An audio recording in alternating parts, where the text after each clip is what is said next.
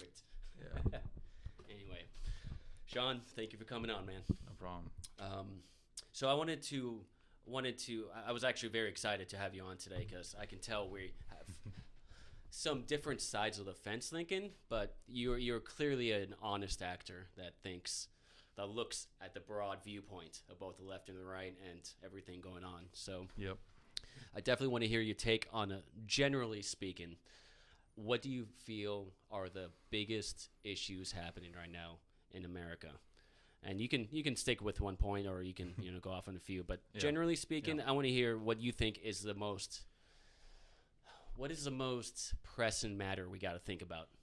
Well, I think right now we have some very serious pressing matters, and that's an understatement. I think right now that we're going to see in the next few months, we're going to see just how serious it is. I can't stress that it's just so overwhelming right now, everything that's going on. I mean, so many things. It's almost like every hour something's popping up that's either related to what's going on with the Jeffrey Epstein thing, or if it's riots, people getting shot and killed right now. I mean, it's all over the place. Yeah. And I think, I'm not going to lie. I mean, I've been stressed out. A lot of people are experiencing a lot of, I'm sure they're depressed right now because of the situation with, everything from people not having jobs, or, they lost their job, not sure if they're going to get, unemployment anymore. That was probably an unfair question, too, because you bring up just 1,000 different things happening with COVID, with outbreak. Yeah, where to start, right? Yeah. Let's frame this in this way. Okay. Because we can go so many directions with that. But in terms of the elections coming up, and I want to get to the pandemic for sure. But I want to hear your thoughts on the political dangers right now, because I know the left's, in my view, is going crazy in their own way, and on another view, the right is making complete.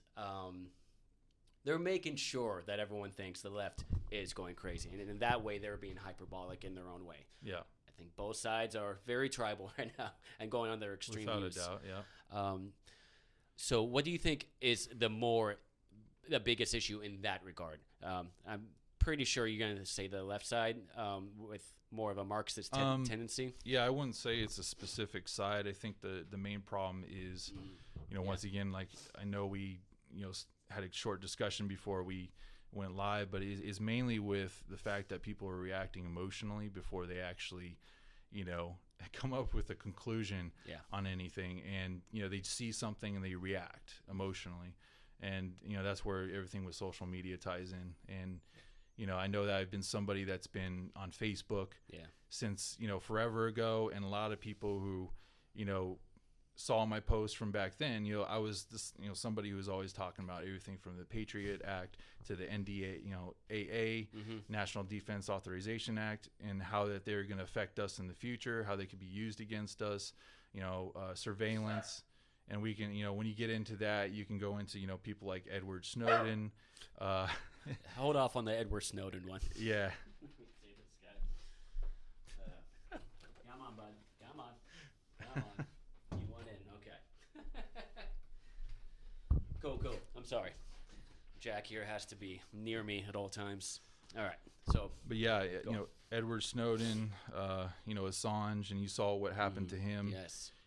And the character assassination of anybody who, doesn't agree, for example, with a selective narrative, which is always what I call it. And that's what it is people have, I call it also confirmation bias. So you read an article online and, obviously Google, analytics tells you, it basically, every time you open up Google, you do a search, all the news articles that will pop up are always going to be things that you usually agree with. And that's part of the problem. It's good to a certain extent because, sometimes I see stuff that's related to Tesla because I love Tesla. But the main problem, I think, is that everybody's become so far left and so far right that, we're not talking anymore. And it's becoming to the point to where it's almost getting violent. Do you think social media and Google and all of that sped up that process? We have always obviously had confirmation bias. That's the way the brain works. But of course, yeah. It's like on drugs. Do you think the social media and the internet sped it up? Yeah. Yeah, made it more out of control than it's ever been. There's been a lot of studies. I don't know these off the top of my head, but I remember I would post them on Facebook, and there was a lot of studies that would show, especially when it comes to empathy. We don't have empathy for another person's point of view anymore. And a lot of that is because of the fact that we're not directly having to talk to them like we are talking right now. It makes it so that we're not able to connect and have normal conversations anymore, or have any kind of reasoning. And you can be completely wrong online and just keep talking until somebody blocks you, but that's the thing, is there's no repercussions to cussing somebody out, or threatening violence necessarily, and because they know that they don't have to deal with that face to face, or have any kind of physical confrontation. You're behind a screen. You're it's protected. I think the side effects are starting to sink in now, that because as social media didn't really become super popular until just the last, say, maybe 2005, 2006, I think, is when everybody was really starting to get on the Facebook. I remember 2006, I was signed on a college account, and I was only able to sign on Facebook because I was in college. Shortly after that, you can anyone can get on. They open up. So, and eventually, even my parents, I remember, eventually came over, but it was like I was trying to give people a warning, and I was like screaming at the top of my lungs, like, hey, just be careful, this is what's going to happen in the future with social media, and there's going to be a lot of negative things, and there's going to be positive. You're the Ted Kaczynski of your time. Exactly. He would have had a heart attack, or he probably is having a heart attack seeing this, because he was having all those issues in the 90s. My Lord. Yeah, no, and he had a good point with what you were just saying. If it's going to speed up, we're not ready for this. This was you heard of Sam Harris? Neuroscientist. No. He's a public speaker, but he said something great that I don't want to butcher, so I'm not even going to attempt to paraphrase, but it's something to the effect of we were all assigned to a research study that no one signed off for, and basically we basically came in contact with this behemoth of a system that our brains were not nearly evolved for and not nearly ready for, and now we're just seeing the outcome. And I think they're going to, if we move in the right direction and we stop this train in its tracks, I think we're going to look back 50 years from now and think, what the fuck were we thinking? What the hell were we doing? You got to keep in mind, too, I mean, it's not like the internet's going anywhere anytime soon. So, every generation that grows up from this point on is going to be growing up with some sort of electronic device constantly on us. And what's that going to do in the future? It seems like it's getting worse. What are the worse. side effects and repercussions for this long term? That's the big question that remains to be answered. Have you thought at all into what can be done to slow down that? I mean, I don't even know if there's even a good suggestion out there. Well, I think that's where, what's going on with, mainstream media. I think that's where that comes into effect. They exacerbate everything. Yeah. I remember, I'm only 40 years old, but, I grew up in the Silicon Valley in California, and, I remember we had, they had cable modems, and I can't remember this was a long time ago. But you would go into their office and they would do a demonstration. You could see how fast the internet was. And that was so amazing back then, because I used to do dial-up on CompuServe and stuff, or Internet Relay Chat, it was called. And that was when I started to see that it could be good on one hand, but then there was a really dark side to it. Because on Internet Relay Chat, and this is dial-up, we're talking like 1995, things like that. But, you would see that pedophiles and just some really nasty stuff you would see these channels in Internet Relay Chat. And so I started to see way ahead of anybody else the dark side and the negative aspect, and then there's a positive side, because I can go on there, I can get like funny sound clips, or I can get information, or I can do research. And that was the good side to it. So it's a double-edged sword, man. Not to state the obvious, yes, but it is. Yeah. I try to use it to follow my favorite authors or follow my favorite people that are doing their research studies, and the information an average 10-year-old can be smarter than any 60-year-old genius 100 years ago. It's insane the information we can have. In terms of the information they have to their disposal, they can be smarter than any genius in the past. But like you said, I don't think the majority of us are using it in a capacity that serves our well-being. I'll try to make it like kind of summary of what I've seen the internet turn into, it used to be very raw and uncensored. Mm-hmm. You could find bad things, good things, everything, all sorts of things like that. Yeah. And then I remember hearing about is the Digital Millennium Act, which was like, the government started getting involved because they were like, all this porn is everywhere. When was that? And it was around 2000 because I think that's why they called it. They remember that. Yeah. Correct me if I'm wrong later, but I mean, I think that's why I call it Digital Millennium Act. Okay. If I remember. But I remember like, if you go to certain websites, obviously now geez, I think this was like in YouTube or not YouTube, but Yahoo, because this was before Google was big. Yeah. And so, but I started to see, like certain pages would just be censored. It would say due to an infringement or something on the, Digital Millennium Act or whatever it was called, you couldn't go to those sites. So that was like the beginning steps of when government started to get involved because it's for our safety. Now it's evolving even more to where they're literally like, we're taking these big companies, and Google, obviously was awesome. I remember using when they first came out. Yeah. And it was very easy to use. Everybody was getting Gmail accounts. Everybody used to have old email accounts. There was like a lot of stuff that was going on. And then I saw the internet start to evolve and turn into where, all of a sudden Google just annihilated everybody. Yeah. And now it's gotten to the point to where now, because they're so big, they control everything. Like, and these guys, search engine optimization, things like that, what you see on the first page of results, I know for a fact that 98% of the people that are going to have all these political discussions or any discussions, they usually, believe it or not, I remember hearing the stat, almost everybody only goes to the first page on Google. Google knows that. I believe that. If you go to the second page, you might find something that's that you can't normally find. Yeah. And now I use a internet browser, or not an internet browser, but a search engine called DuckDuckGo, because it's not censored.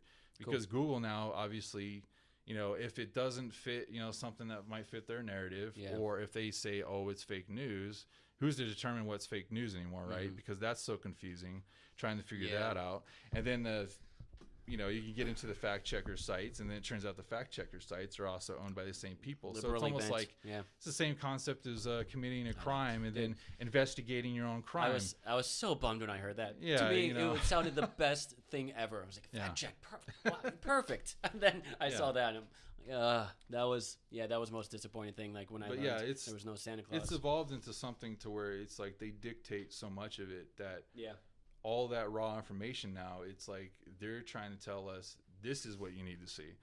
This is safe for you. You shouldn't see this because this is radical or this is bad. Well, the problem is like we should still, I believe, be able to have that First Amendment and the Constitution is there for a reason. Absolutely. Even if it's horrible stuff, unless you're actually coming out and saying kill people, do this. That's the line better be pretty out there. Yeah, to start censoring. Now it's gotten to the point to where it's getting pretty blatant, the censorship, and that's a really really dark road and dark path to start traveling down to, is when you start censoring. Now you're politicizing everything.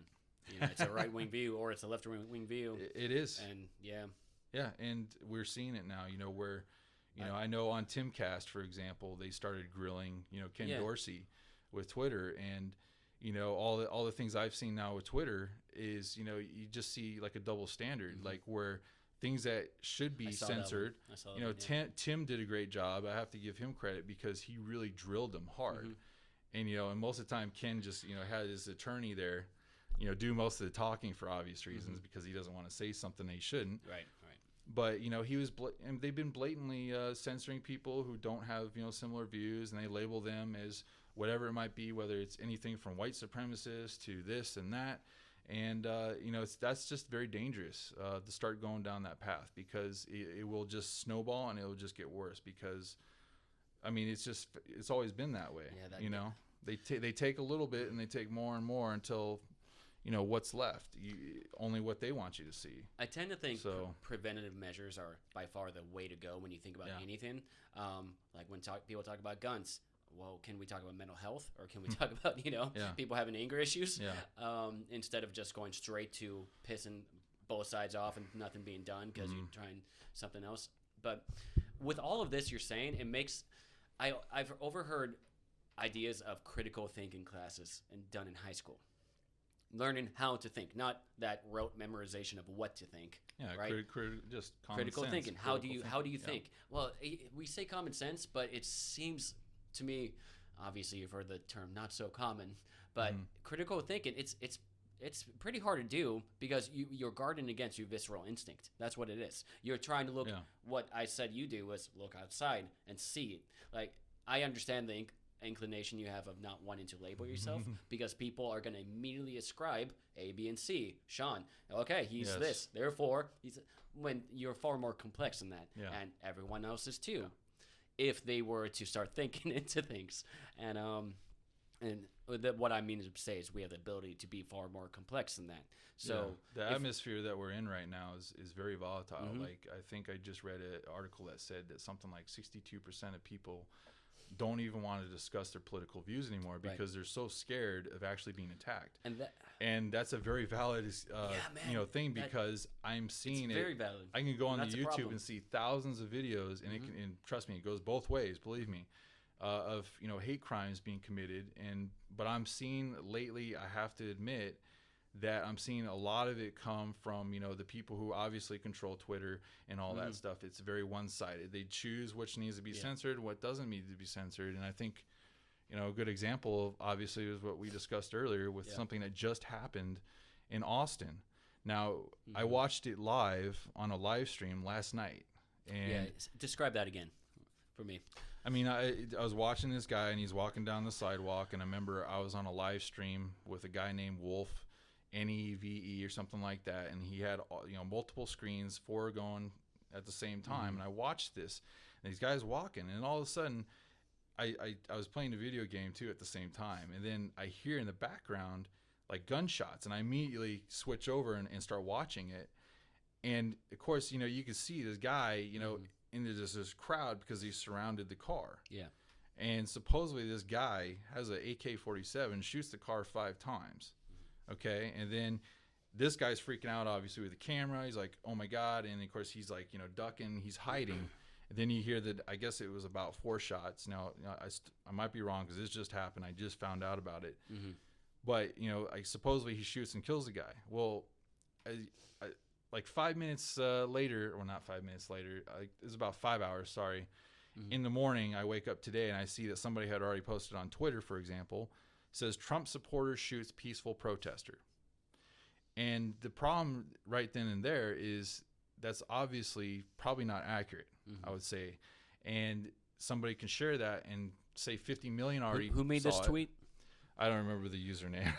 Yeah, I'd be very curious to see. I mean, I could take a few stabs at it of what side they're speaking off of. But that's very dangerous because, right now, if you post something like that that's not accurate, people could die. And we're at that situation, and someone just did die. Yeah.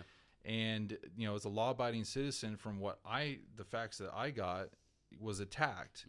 And he returned fire after the guy didn't, I don't know if he hit him in the car, but he returned the fire and he killed the guy. And then, right off the bat, the mainstream media is completely changing the narrative into an inflammatory thing.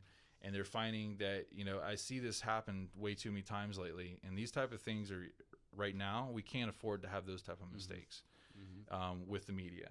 Absolutely. So. No, absolutely. Jack, that must have been Avery. I was going to say you have another dog that can open the door. That's the 2-year-old there. Okay. All right. You said something that really got my attention too with the media and their narratives, because I want to talk about a little bit of media, if you're cool with that. Sure, yeah. Because to me, that's one of the most pressing issues we're going to have for the next indiscernible amount of years, is the media sticking with their narrative. Yes. And truth is going to be, it's going to be complex, it's going to be nuanced, because that's how life works. But if it doesn't fit in this mainline myopic narrative the media has, New York Times has, anyone on the right has, they're not going to cover it, or they're going to skew it to make it fit their narrative. And with that, as many viewers as they have, that's an issue. And outside of any preventative measures, like in my mind, I think we should take seriously the idea of critical thinking when you're young to teach people, like you said, confirmation bias. Yes. I rarely hear that word from people, and that's great that you said that, because that's the biggest thing to guard against. When I learned just knowing, my brain actually tries to reinsert the same information over and over again, so it doesn't have this cognitive dissonance, and that's not good then. My brain isn't trying to explore what's correct. It's just trying to explore what makes it feel in line with everything, feel good. And if we can learn that from earlier on and just kind of teach, this is how you guard against it. This is how you want to view things. Don't just immediately, viscerally think something's right or wrong because you saw it. Anyway, other than that, though, the media, that's the other biggest problem, because we got to find a way. And there's some media stations that are popping up, which is really cool, that are telling you, oh, this is left wing. I have an app, actually, that tells me, this is a left wing station. This is a right wing station. This is a neutral station. And you got to be careful, too, even with those, believe it or not, because I even... it keeps going. Well, you'd be surprised because you got to keep in mind... I believe it already. Once again, this is just, I would say this is my theory. Mm-hmm. But from everything that I've seen... like Snopes, for example, which has got considerable amount of money from some certain donors that are biased, and that's why I made the point with if you commit a crime, you can investigate your own crime. The fact checker sites, as when Snopes is primarily a fact checker, right? Just to make sure. Pretty much, yeah. Okay. Yeah, and so these fact checking sites, what people end up doing is they read an article. And then they see the fact-checking site, which just basically confirms their bias.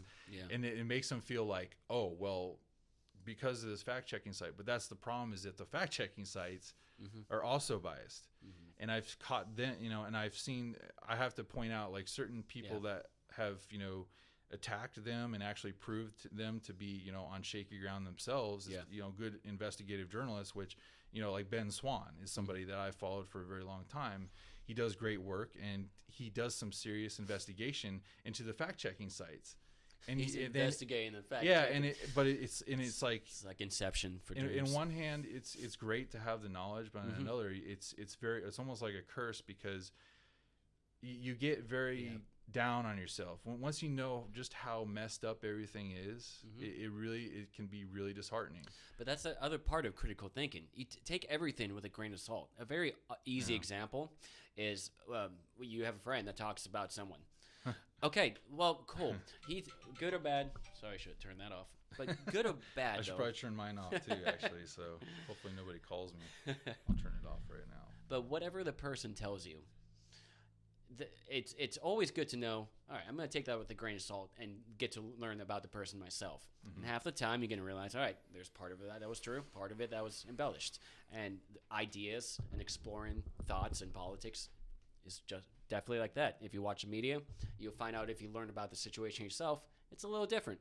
And so if you take everything with a grain of salt, it's part of that critical thinking mechanism that guards against this visceral inclination of, all right, it's black and white. I think that's where a saying that I really like is believe half of what you see and nothing of what you hear. I think it's the other way around. Like that. Nothing of what you hear and half of what you see. Right. I live and die by that, because I think it's extremely important. You hear so many things, and so many people, they don't even see a video yet.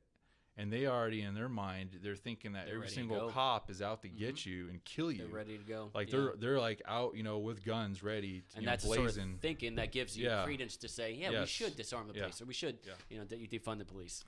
And so, this vilification of the police lately is absolutely insane. I think that's, some serious, but at the same time, I don't think it's political. Well, it is political, but I think the motivation is that that's where, I believe that there's a Marxism / communism type of, thing that's going on here in terms of the ideologies that they're pushing, and the way everything's presented is very aligned with the way they use their propaganda. And I've noticed that as a pattern lately. And then, that can go into a whole, obviously that's, all sorts of different routes, but the point being is that, it's just the way there's, deception, the subversion, they call it, deflection. So in other words, if For example, they might be, the rioters on the street, for example, the Antifa might be, I've seen them yelling at a conservative, black guy, and they were calling him the N-word and all sorts of horrible things. And I'm like, I thought you guys were supposed to be, the anti-racists. Right. But that's what they do because, a trained Marxist, they always do that. They deflect. So in other words, like whatever they're accusing you of, they pretty much are doing themselves. Yeah. And it's so crazy because when you try to have, reasonable conversation with them, like Antifa, for example, I've seen them on videos. They are trained specifically. If they're being recorded, they look away and they try to block the cameras. Or if you try to have a conversation with them, they'll have, like, you'll see their other superiors or whoever their friends are. They'll tell them, don't talk. And that's their ideology. So you got to keep in mind, everybody says, well, they're just protesting. But you got to look at, like, the big picture. If they have the flag and they believe in that ideology, and then if you go to their website and it says, all these things, and you see how they behave, that's the type of behavior that's not going to solve anything in this country. If anything, it's going to make it worse. And I honestly think it has made it worse. They want things to be worse. Their goal, I believe, is to make tear down the system so bad that everybody demands everything get torn down and we rebuild it. Right. And right. I have to point this out. Go for it. I sent an article to my mom, and I tried to explain to her, like, this is what they're asking. It says right there on BLM site. It says defund the police. Okay, all right. What's your plan after that? Yeah. And then that the two of them are trained Marxists. That's very well known. That's something you can't really debate because it's pretty much right there in your face. Yeah. And you got to keep in mind, like Venezuela, for example. I think it was Hugo Chavez. He vilified the same police. And they had a very small police force, I believe, at the time. And the way I read it is he said, oh, well, they're corrupt. Yeah. And from what I heard, they actually were corrupt. So that made it easier, right? Right. Everybody's very emotional. They actually used to be a very capitalist type of country. They were very oil rich. No, I heard about that. They were a South American country with probably one of the best living conditions, or the standard of living was phenomenal. And they allowed their emotions to get to them, I think, and then they got emotional with Hugo Chavez. They were kind of like, lured by the things that he was saying, like, hey, I'll give you this, I'll give you that, and it sounded great. They fell for it, and unfortunately, I believe it was probably the biggest mistake that the people in that country ever made, and they're paying for it dearly right now. But the point being is that he vilified those police, and then he put in the same people that helped him overthrow the government, his military guys, became the new police. And now those people... So you're seeing that parallel happening right now. Yeah, because I think that's what their goal would be, to replace the police with... And you've already heard about it. I don't know if you heard about it. But they're talking about, oh, well, we don't need cops with guns. We need community...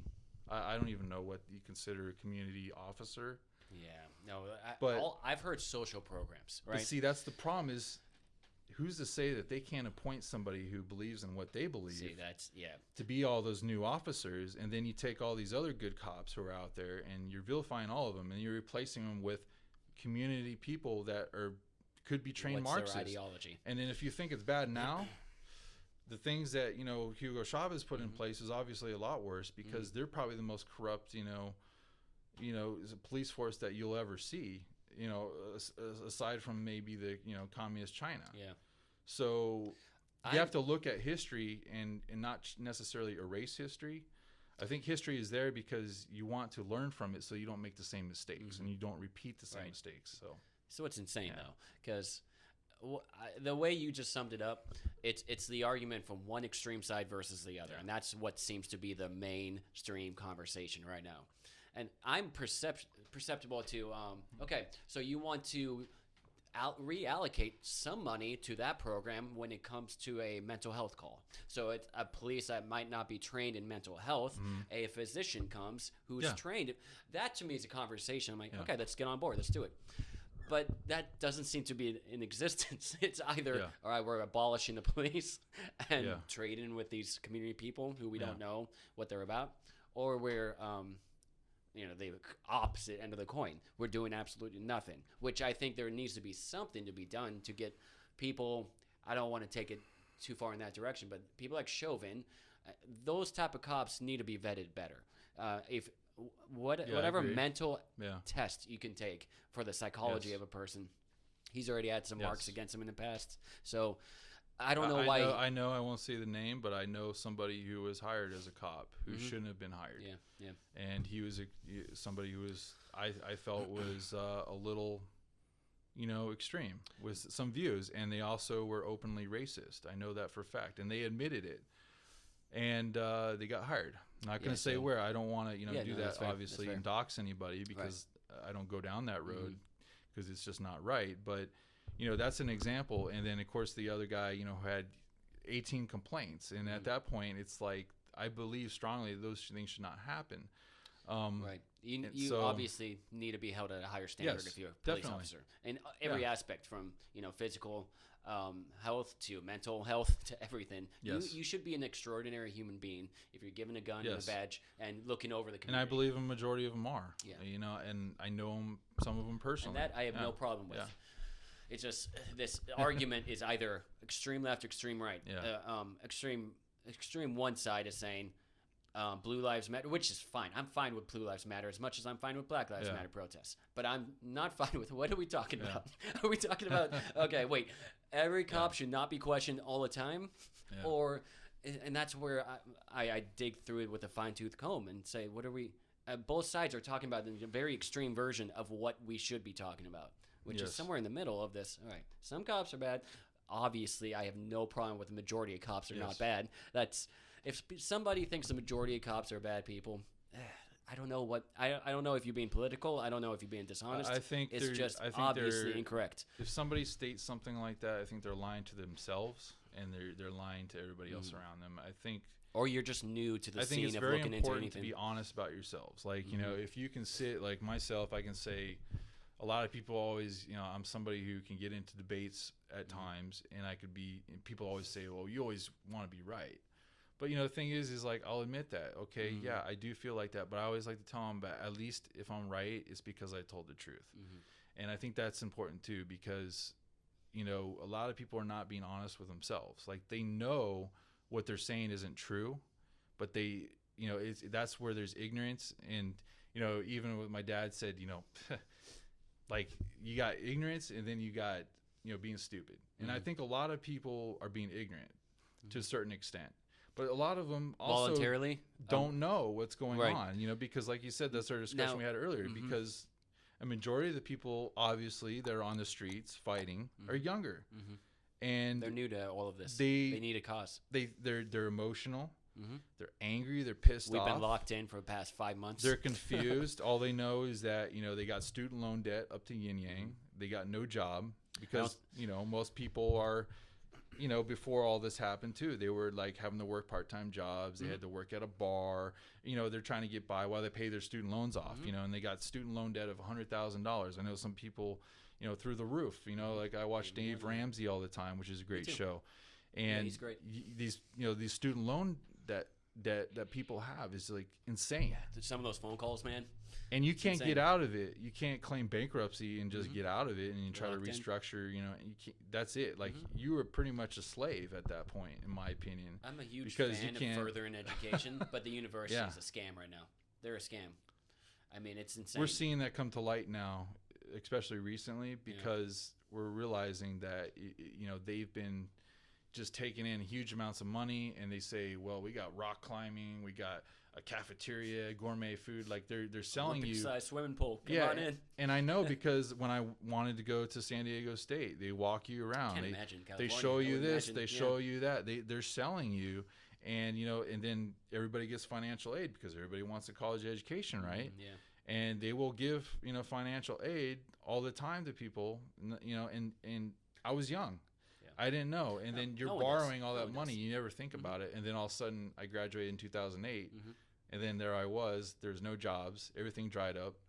And that's when I started to become aware of everything that was going on, from everything from the Federal Reserve. And then I started, obviously I told you, I started listening to Ron Paul. And I thought he was interesting because... because I know a little bit about, body language, I could tell that he was being genuine and he was being honest. And I was like, who's this guy? Like, you know, politicians aren't supposed to be honest. Yeah. Well, That's libertarians, like man. Yeah, that's like a oxymoron. I sympathize with a lot of But libertarians. you know, what are you saying? There was a lot of facts to it, and you know, I just watched his video the other day too, and he was also talking about, you know, the things that are going on right now with, you know, people are not talking, and nobody's coming and meeting in the middle, and that's beautiful. A very beautiful dangerous thing. It's a very dangerous thing. John Kasich, he's one of the Republicans that I can get behind. I mean, I would get behind him 100% if he ran for president, only because, devoid of all policy talk, he's a guy that will meet anyone in the middle. He's above everything, and that's my stance. If you want to ask me anything political, above all, I just want to see how can we meet.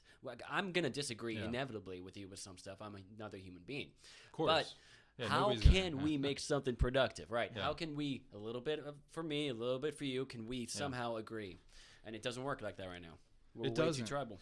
I was actually, before I drove over here, I was listening to some John F. Kennedy speeches, and there was one that really stuck in my mind because he did say in a speech, it was something related to, for example, like we should try to pass laws in court and not on the streets, right? Yeah. And not be rioting and destroying our cities. That's not how you get things done. Because honestly, what's going on right now is just making things worse. We're just going farther apart. Yeah. Because if you're yelling and screaming at the other side, I don't know anybody who's actually going to start talking to each other and hugging each other by screaming at each other, usually. Yeah. So I asked this, you know, I asked this earlier, but do you find a correlation between age and ideology? Do you find you know, the younger audience are the ones, this is the majority of them going on? And I feel like if we zero in on that, if we magnify that a little bit, because that to me is the biggest issue. I don't want to take the strawman route and say, all right, all young people are stupid, therefore they will believe anything. No, they have conviction, and you're at your maximum ideological, the way the brain is wired. Between 18 and 25, if you look at all the suicide bombers in the world, they're not going to be 60-year-old women.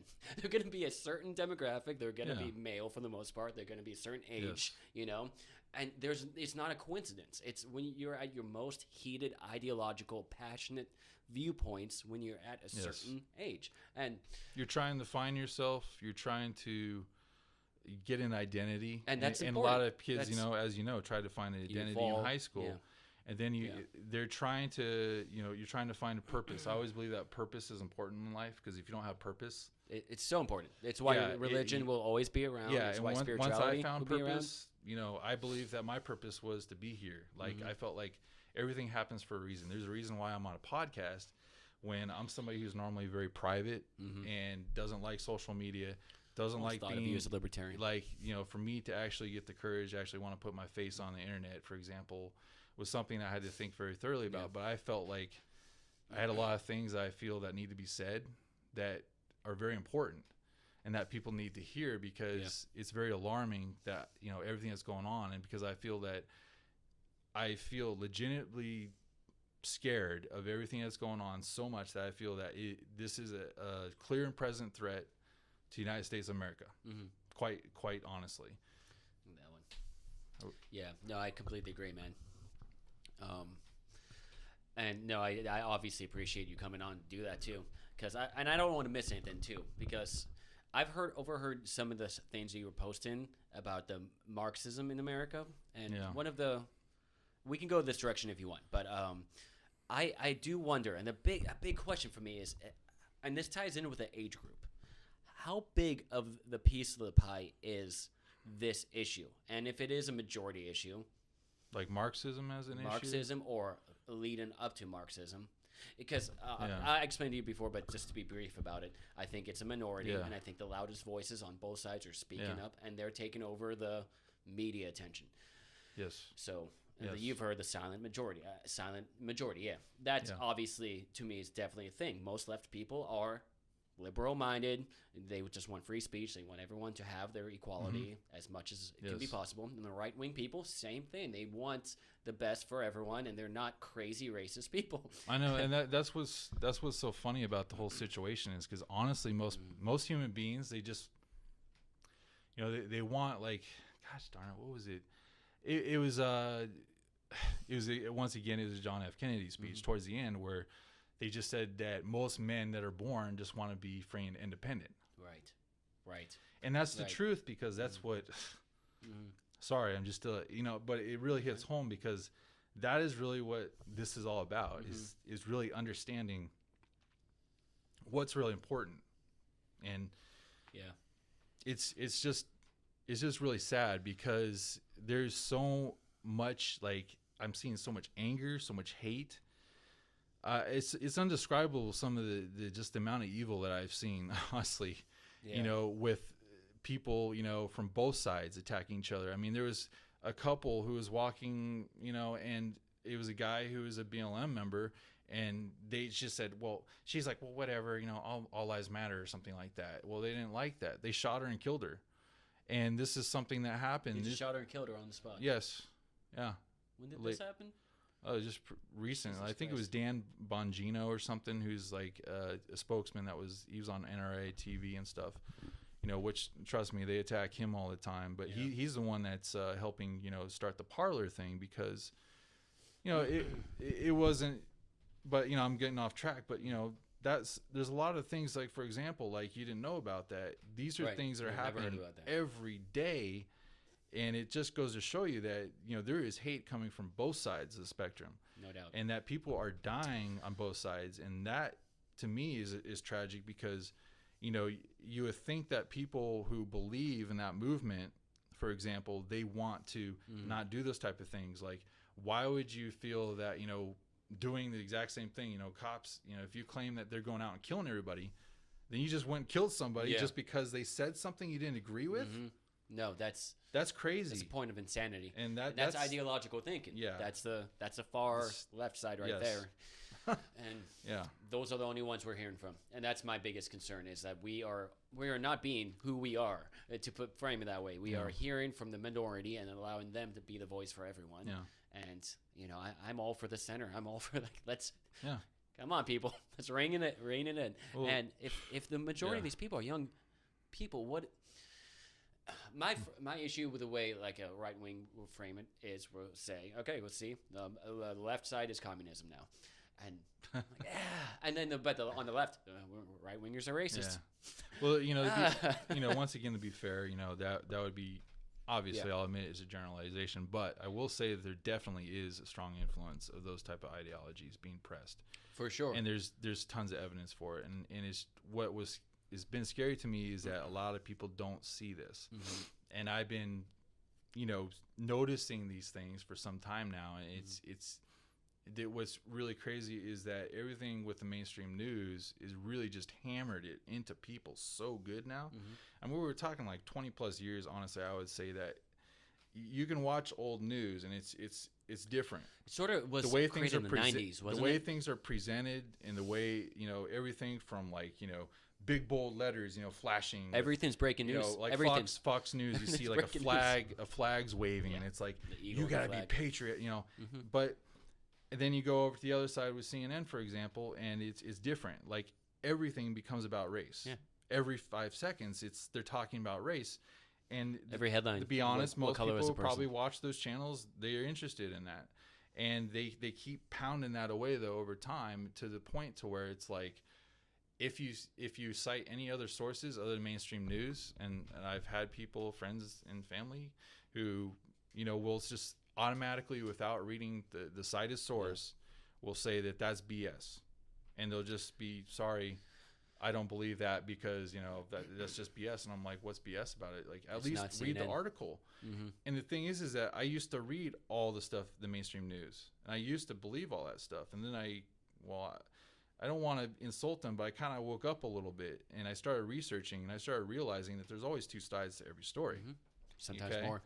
And now I'm starting to see that now I have to really dig hard, and I have to go on to, like, a different social media platform, which has already been labeled as a right-wing, white supremacist, hate, social media platform, when really it's just people who just don't want to be censored. That's the key. And so I know that it must be a good platform if they're attacking it, because anything that they don't agree with, they automatically, it's like clockwork. They know what they're doing. they will attack anything that is going to basically be against their narrative, and they're very good at it. Yeah. I mean, these news agencies, they know what they're doing. No, they do. And they know how to manipulate people, and they're very good at it. They know entertainment, man. Yeah. Jeff Zucker, the president of CNN, owner of CNN, that one of the quotes that if anyone looked at Jeff Zucker, they know this quote. I'll paraphrase, but it's something to the effect of, yeah, I've seen ESPN, I've seen the sports stations. That's entertainment right there. That's what I aim for with CNN. And he kind of mimics the framework of an ESPN show. And you gotta give him credit. It's entertaining. I mean, and that's why they argue. Yeah. That's why they have the 18 panelists. Are you familiar at all with like Project Veritas? Mm-mm. Well, there's been videos that were leaked where they caught producers of I don't know if it was CNN or ABC or what, but it was one of those channels, and they actually had recorded them on video admitting that they just talk about Trump 24/7 because that's what gets the viewership, and that they like openly admitted on the video.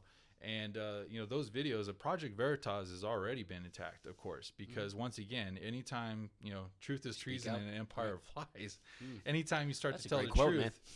It sticks, but it's because it's the truth, and that's why my username on Parler is Truth is Treason, because it's the truth nowadays. If you tell the truth, you are vilified, you are attacked, you can lose your job. You can have people threaten your life. People call that cancel culture, and it's insane. Yeah. That I'm hoping that's a fad that's dying off soon, because that it's being called out for what it is. I wish it was, which is great. But I think it's all part of a Marxist and communist ideology. Which is why I'm thinking it is any progress made. You ever heard of Steven Pinker? No. He writes books on progress. He's an academic guy, but he's a guy that wrote an entire book about human flourishing, human progress in America, and makes a case of why we're living in a way better scenario than we ever have in our life. And it's purely data. It's not political. Yeah. It's just, all right, back in those days, homicide was 1 per this many. Now it's this per this many. Everything goes down if it's a negative thing. Yep. Every positive thing goes up. So, yes, obviously media would have you know everything's terrible. But in all metrics of living and quality of life and how dangerous things are, whatever, things are better in those metrics. And the key too is, like, I see these journalists, and I'm seeing their articles, and I'm on Parler. I'm saying I have a thing now where I just take a horrible article written by a journalist who shouldn't be a journalist, and I'm putting out, hey, this is here's the journalist that sucks of the week, award, because when I read it, it's very they use inflammatory words, and the thing they're is clearly partisan. They're clearly they're biased. not journalists anymore. They become activists. They're op-ed pieces. That's another problem, Everyone on late night channels are op-ed people. Yeah. And again, I was saying this out there. It's not that they're completely wrong about their statements. I don't think you watch CNN and say that's a bull-faced lie.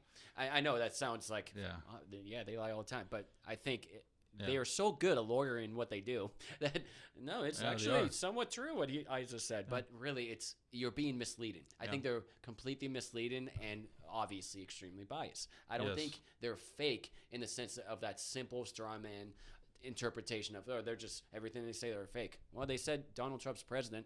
Is that fake? They said he just signed 9 into law. Is that fake? It's all true, but they spin it their way. That's what's fake about it. And it sounds like real quick, I'm sorry. It sounds like I'm being like, you're being too literal here. But I think it's important because too many people on the other side say you're talking about Fox News. Well, Fox is giving you truth in their perspective. But you're only going to get a tiny slither, so you can't call them fake. Don't say they're lying, because sometimes they're not. Sometimes, but even Fox News was agreeing with it. When Ron Paul was running, I remember Fox News was just talking him down the entire time, saying, man. He was like, he doesn't stand a chance to win. He's racist. And then I watched it, and then I was like, wait, what? Because pretty much if you're Republican nowadays, anyways, you're automatically racist. I mean, that's default.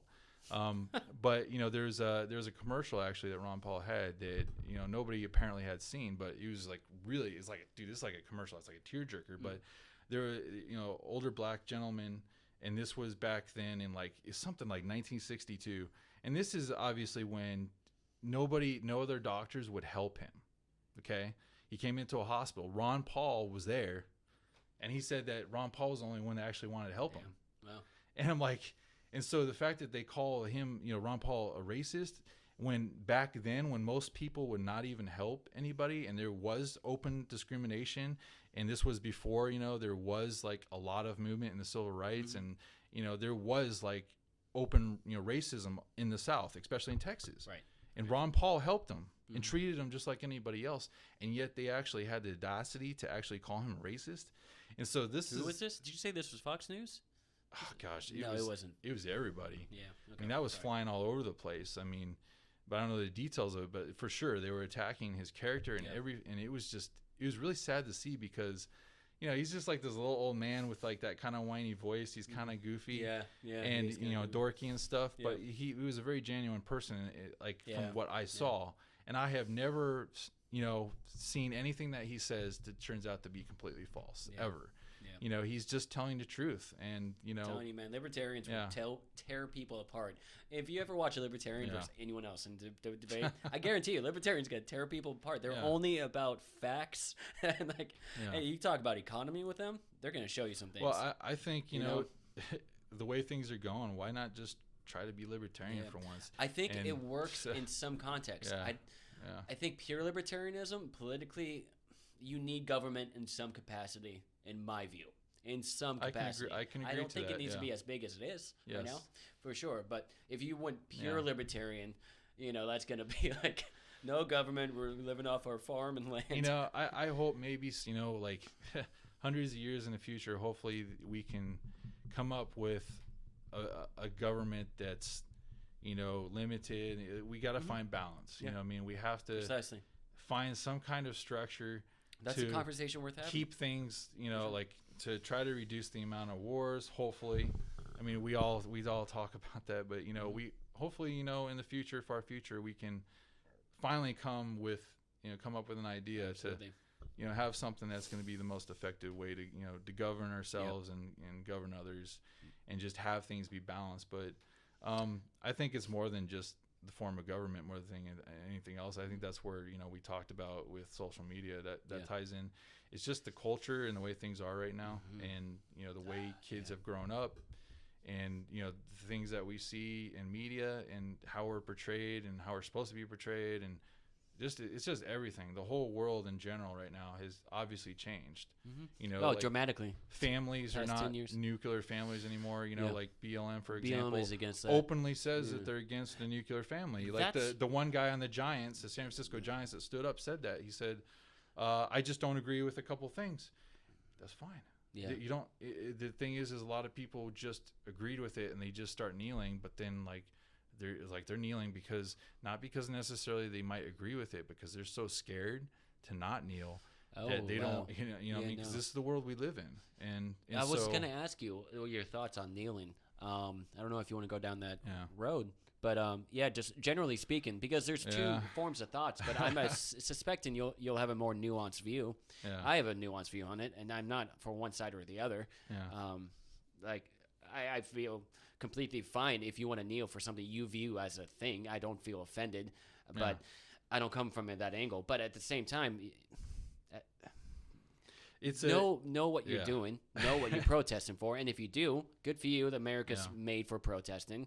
But if you have a base of people, make sure they know what you're doing, and make sure you're not trying to incite. It's interesting that you point that out, because I'm a 49ers fan. I'm from San Francisco Bay Area originally. I'm from California originally. And I had a Kaepernick jersey. I loved Kaepernick. I rooted for him. And everything was fun because I could go watch football and just have fun watching football. And then all of a sudden, we had to introduce politics into it. And, I understand to a certain extent. With Kaepernick or before him? Oh, I'm just talking when Kaepernick came on. And this is where this whole movement came from, and I wondered, I was like, why does he want to kneel? Like, what is it that he doesn't like about cops? And then all of a sudden I realized, well, his girlfriend is definitely very Marxist. Is she really? Oh yes. And then I wondered if maybe she influenced him. I believe so. I think she probably influenced some of his thoughts and what he was saying and stuff. Like, I listened to what he had to say, because I had his jersey. I rooted for him.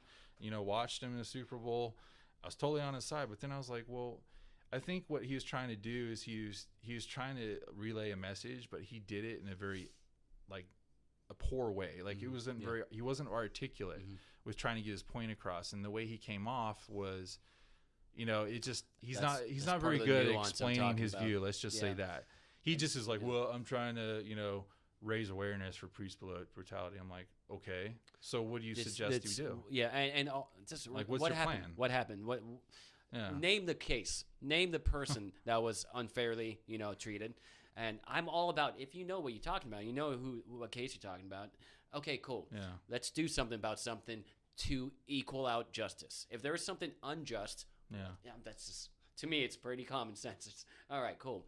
But if you're frivolously inciting, it's something that's going to lead to violence and looting. Well, here's the thing. The wrong type of protest. I just have to point this out because a lot of people didn't know it. But then, I saw the picture of him. He was wearing socks during practice. Pigs. With pigs on it. I'm like, I heard about that. How's that going to help you? Now, to me is frivolous. If he came out and said, I'm kneeling because this statistic says that this many people are killed by cops. If he could at least, in the way he would talk and come off, maybe people would maybe listen to him. But he really just was just saying, screw them. They're all bad. Yeah. That was the vibe that I got. And I was like, well, dude, I don't really... Yeah. I don't agree with you in the way that you presented. And the people that will agree with you, that they're not agreeing on a good base. Yeah, they're not. You're creating a mindless group. Of I believe strongly that he, instead of raising awareness, actually created more division. I think he alienated somebody like me. I sold my jersey to somebody. I didn't go burning it. I just sold it because I was like, I don't. I can't wear this. I can't support this. I said I don't agree with what you said. Yeah, I definitely wanted. I wanted to talk generally about kneeling because it gets to the heart of a bigger issue. But Kaepernick, it's funny because I didn't really follow Kaepernick that much as I followed the concept of, all right, wait, hold on. I've talked to so many people on the right side of things, pissed that you would not kneel for a flag. And my brain is formed in a way I don't get it. I never really patriotism, I never really did that. I never really got super mad. I just said, well, he just did it in a real crappy way. The way he did it was just kind of it didn't help the cause. It just the way he went about doing it was, and then on top of that too, I want to further add to that his actions. I always believe actions speak more than words. His actions now, he gets a deal with Nike, and this got a nice deal. Got a pretty deal. I understand that he was trying to make him seem like he's in the moral high ground by speaking out and raising awareness, but then. Nike, we all know, is they use slave labor to build their shoes, make their shoes in China. I'm like, that's kind of hypocritical, but that's kind of the Marxist ideology. That's where it comes into play because it's like they're always accusing the other side of doing things, but then they're such hypocrites because they do the same thing themselves. Very hypocritical. Well, and the things that he says, it almost makes him sound like he's racist towards anybody who's doesn't agree with him, and it's like. You would get attacked if you didn't agree with them. And I saw that all the time. Right. And the old 49ers fans are all, they're fighting amongst each other. And I'm like, I guess maybe he was trying to get people to come together, but he didn't do it. It made everybody come away from each other. I don't question the heart of that because most of the time I think we're all operating under the right mindset. We're like, okay, I want to fix an injustice. Oh, look, I have a platform. I'm going to now fix this injustice. Yeah. But I don't, like you said, going about it the right way is a complex issue. Yes. And you have to have more of a viewpoint than black and white. No pun there, but seriously, you have to have a nuanced view of what's happening. And cops good versus cops bad, that's not a thing. It's just there's I have a suggestion too that I came up with an idea because obviously I said, nobody else has a good idea. I had an idea. I said I remember Dare. You remember Dare? You ever have that? And I thought back in the 80s. I think that something that we should do instead of defunding the police would say we need to get it so that we can get, the kids, for example, at schools, have police come to the schools more often and talk to the kids so that the kids can see that they're not all evil and they're not all trying to kill them. Beautiful. That's beautiful. And so especially when they're kids, that's very important. Preventative. I think that's one thing, and another thing would obviously be is just trying to go and talk to them, like try to have have them be more involved with the community. Around here, they have a coffee with a cop. Yes. And have you heard of that? We need more things like that. Yeah, and I thought that was beautiful. The moment I heard that, that's what we need. Yes, These are human beings working a job where, in my view, they get underpaid. A lot. I've talked to them personally, and I was surprised when I heard they were underpaid. To me, a cop needs to be something that I don't know how true or isn't, and I haven't dived too deep, but I hear the training is not what it should be. And especially in all facets, in martial arts training and mental health training. Yes. And to me, it's something that should be a higher bar to be a cop, and you should get paid well for it. And it should be a higher standard. I'm not super familiar with all the training that they do, but obviously training is good. You ever heard of Jocko Willink? By chance? No. Joe had him on. He's a Navy SEAL guy, but he was talking about the training here. He trains Navy SEAls, and he brought shed to light some of the training the cops do on one of the podcasts with Joe Rogan, and it was mind blowing. Yeah. This guy's not political. This guy's not anti or pro cop. He's just let's look at every case, just like I think. Let's just see what happens and see which ones are the good ones and which ones are the bad ones. They're mostly all good, I'm sure, just like every other thing in the world. But yeah, the training is very. Like he would say, it would take about 8 months of training for a Navy SEAL to go before deployment, for martial arts training and everything else. It would take a cop a couple weeks of training for martial arts, and then they're a cop forever, or like 12 hours of mental health too. I think they have to have a partner, and I think they kind of have to have training wheels. I don't once again I don't know all the details of that's all I heard, so take it with a grain of salt, of course. But it's underwhelming the amount of training the cops do, and if I was a cop too, I'd like to bring that up too. I think a lot of people just have to, not picking sides on it. Just they have to try to put themselves in their shoes. Just don't. Right. Because I've been in a couple fist fights, and I can tell you right now, once your adrenaline starts going, and if somebody logical, and they're human beings, they can make mistakes. Trust me, and. The only thing you could do is just like, I know people in the military, like you have to do things over and over again until it becomes instinct. And that's just in general. And I think that's where their training comes in, but more than anything else, they're human beings, and they get scared and they get adrenaline going. Yeah.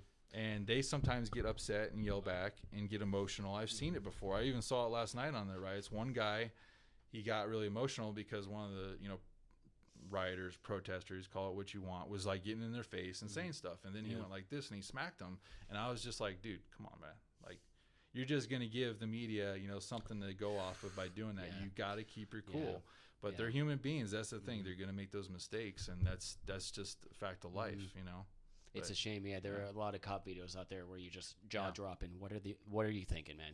What are you thinking? And you're making all the cops look bad by doing this stuff, and you're not helping your cause. I definitely believe that cops should be held at a much higher standard. And if you're a cop, I believe most of you are doing it for the good reason. You don't really want to be in harm's way, and while you have a family. You don't choose that. Happily. I think recently too that they probably feel like they were just sideswiped. You know what I mean? Because it was just so like that, and it was like all of a sudden everybody is like, every single cop, including in Tampa, was like a target. You know what I mean? Like that hate and that anger was like in the streets, and like there were and every cop now is like protests in Tampa. Now it's not the cops, going after them. Like they're out to get them. And there was a guy, I have to mention his name, David Dorn. I don't know if you did hear about him. Maybe I don't. David Dorn was, I believe he was actually a retired cop, but he was outside of a shop and there was looters, and then they shot him and they killed him. And this was probably a guy that was great in the community, was a good person in general, and did a great job. Yeah. And he was black. Not that I like to always point those things out, but I just like to say that that's a fact. And then it just goes to show you, it's just they're vilifying anybody just because they're a cop. Yeah. And it's like they're saying, it seems like if it's, basically like a white cop shoots a black guy, obviously, boom. That's on the news like within 5 minutes. Right. But if it's anything else, you don't see it. White cop, and anybody with a brain knows that that's the facts. You heard of Tony Timpa? I'm sorry. Tony Timpa? You heard of him? No. It's a white guy. It's not surprising. Anyone I ask, they don't hear about him. He was on one of the podcasts I watch. I had to hear about it, but it happened in 2016, and he was just like Chauvin situation. Cops came, and this guy was though mentally not there. He had some mental health issues, but he was on the ground. His knee was on him for about 9 minutes. You'll cringe if you watch this video because he's not breathing underneath this cop. He's just a white guy the cops are just being shitty cops. They're joking around each other like, "Oh, you falling asleep, man?" They're joking about it like. For about 9 minutes straight, just laughing and joking while they have. I might have seen that, and even the one where those 4 cops were there. I mean, that was unacceptable too. That's the thing is like I'll see it, I'll watch the video, and sometimes, lots of times too, I'll be like, okay, what happened before this video started recording? Because sometimes they don't tell you that. Right. But in this case, it was like without a doubt, he didn't really need to do that. He already had the guy on the ground. He wasn't moving. You're talking about Tony Timpa, right? Yeah. Well, no, I'm talking about someone else. Was it Floyd? Floyd. Yeah. Yeah, and that was without a doubt, that was their fault. I mean, and like I agreed with that. No one should be hesitant of that. And they're all being charged with murder, and let the courts decide. You know, but the thing is like let the courts decide. Let law do its thing. Precisely. Yeah. We have to have faith in the courts because just getting a mob together and burning down half the city, including half those businesses, which probably are owned by minorities. Which is really just shooting yourself in the foot, and it's not Minnesota. A lot of them were minorities. It's another thing that's just creating more division. It's not bringing people together. It's causing a huge amount of money. Yeah, I, as a person left of center thinking, I always tell my left friends, this is helping Trump. This is like if you don't want Trump to win, not to get too political here, you are giving him all the ammunition he needs. You're just pissing off so many people right now. And do nothing. Yeah. You will have the upper hand, but you're not doing that. You're trying to tear down the system along with all the buildings you can find. And again, this is the younger audience, not to be a shitty person, the younger crowd out there, but it's really an age group for the most part. I hate to generalize, but for the most part, if you're new at this, and if I'll give myself, if I was 18, 19, I'd be that guy on the streets. I was. I'm not gonna lie. I used to, I was heated, and I think everyone was. To race cars and stuff, getting in trouble and all that, and I hated cops then, and I trust me, I had my fair share. I've had run-ins with the cops. I've been arrested. I've been at gunpoint and told put my hands behind my head and do the whole thing, and like, I know what it feels like. It's scary because. They had guns drawn on me, and it was because my friend had done something. He had brandished a firearm at somebody, and it wasn't even a real firearm. It was just a BB gun. But, it was somebody had followed us to our house and harassed us, but it was just a couple girls, and he just wanted to scare them. Yeah. But, that was fun. But, back, I had my fun when I was, the street racing scene and all that kind of junk, and I got that out of my system, luckily. But but when you're young, my attitude, was very negative towards cops, and I would cuss at them, and I would throw up my middle finger, and then you kind of grow up a little bit, and you kind of wake up too, and you realize that they're human beings too, and I mean, I'll leave it at that. No, that's actually a great point. They're human beings. They're dehumanized when you're 18. Everyone's dehumanized when you're 18, when you're 20. You don't. You're mad at them because I was breaking the law probably. Well, their authority. You don't like structure. You don't like all those things. I wanted to have my fun. I didn't like them coming there and stopping us from street racing. Precisely. And so there you go. Yeah, but I have such I would love to spend an entire conversation on what we can do with the age group issue because no one talks about that. And maybe I'm just being simple-minded. I'm trying to tell myself maybe I'm just being just naive about something. But I just feel if once you reach a certain age, you can get out of this myopic mindset. And things aren't just black and white, good versus evil. The world is far more complex. I think that's where the college system comes into play, the indoctrination. I've heard that before as a talking point that conservatives use, right? But I do agree with it because I've been to college and I know, and I went to art school, and every single instructor was very, to this day, like I used to be on Facebook with them, and then I started to see their political posts, of my teachers, and like all of them were all very left leaning. Yeah. And then we see that as a pattern, and I think that's part of it, and that's a big problem too, is because if you go back into history, I found out that, people who are communists have been in this country since the 30s, and it turns out that they actually were pretty involved with the college system or the school system since a very long time ago. In his 60s, I know that they were in New York quite a bit. Now, I'm trying to remember all the details, but, they have been there. And then a lot of them who are, part of the ideology were already in the education system. And if you read the Communist Handbook, that is one of the very important steps that they use is they get into your college systems because they know, I don't know if it was Stalin, but, they talk about useful idiots.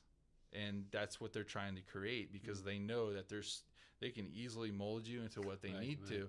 And they'll usually say, oh, it only takes about 20 years or one generation for them to create like this army of angry kids you get them to take 18, to the streets. You can get an 18-year-old to believe almost anything. If they can. haven't formed an identity, psychologically. I mean, you just look at, things like ISIS and, terrorists and things like that. I mean, they don't know any better. They just know that there's this, foreign power, a bunch of guys walking down the roads, and they have a very strong ideology with their religious beliefs, and it's understandable that they can easily get brainwashed, and they can believe that they can just blow themselves up, and that's going to be, but they're going to feel that it's justified because an enemy has invaded a country. And I can agree to that to a certain extent, because I was somebody who was always against the Iraq War.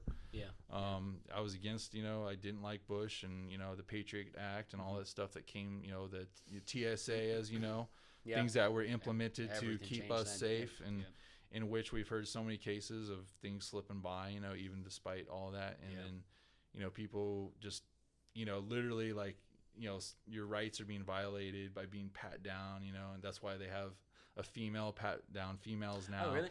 Yeah, because for sexual, harassment, they don't want to be sued. That's funny. Yeah, they don't want to be sued. So, but you always see that, something happens and then they pass a bunch of laws and bills, and it ends up being us that ends up getting more rights and freedoms taken away. Yeah. And that's honestly the truth, because if you read the National Defense Authorization Act, I mean, there's some scary stuff in there, because it pretty much is like, if you're labeled a terrorist, as Trump said that Antifa is terrorist, which by definition there's no doubt about it that they are. No argument for me. There's no argument on that. They're basically giving BLM a bad name even more. They give BLM. They already have anyone on the left. Because as you said, most of the protesters are just protesting. But then these guys, they come in, they got everything. They got friggin' shields with like Soviet Union logos on their shields, and they got their anti-fascist flag and everything. And it's a bunch of kids. I just see a bunch of kids. Yeah, that's what I see. They're very it might be angry. Threatening to some groups. I just see a bunch of angry kids. That's all I see, and they don't know what they're doing. They don't know up from down. They know they're angry. They know they have some conviction, and they just follow some leader that probably is smart and probably knows what he or she is doing. But I just see a bunch of kids. But it goes back to the thing.